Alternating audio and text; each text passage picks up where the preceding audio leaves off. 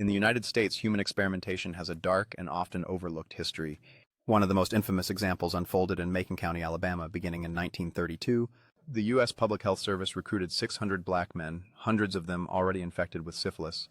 They were promised free medical exams, meals, and burial insurance, a lifeline for men living in poverty during the Great Depression.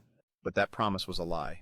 The true goal of the study was to observe the natural progression of untreated syphilis. Even when penicillin became widely available in the 1940s, a proven cure, the men were denied treatment. Doctors wanted to see the disease run its course. For 40 years, the men were subjected to regular tests, blood draws, and exams. They were told they were receiving treatment, but in reality, they were being used as experimental subjects.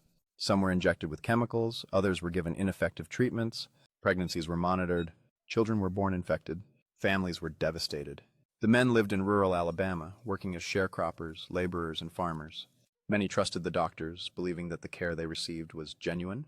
That trust was shattered. Generations of families experienced the consequences of this abuse. Children born with syphilis, wives infected by husbands, communities left in fear and mistrust. The study was fueled by systemic racism and the belief that black lives were less valuable. Medical ethics were ignored. Human dignity was sacrificed for the pursuit of knowledge. When the study was exposed in 1972, the public was outraged. National headlines called it a scandal. The government was forced to pay settlements to the surviving men and their families. President Bill Clinton formally apologized in 1997, recognizing the profound injustice. The Tuskegee study also led to sweeping changes in medical research. The National Research Act established guidelines for ethical studies and required informed consent. Institutional review boards were created to protect human subjects.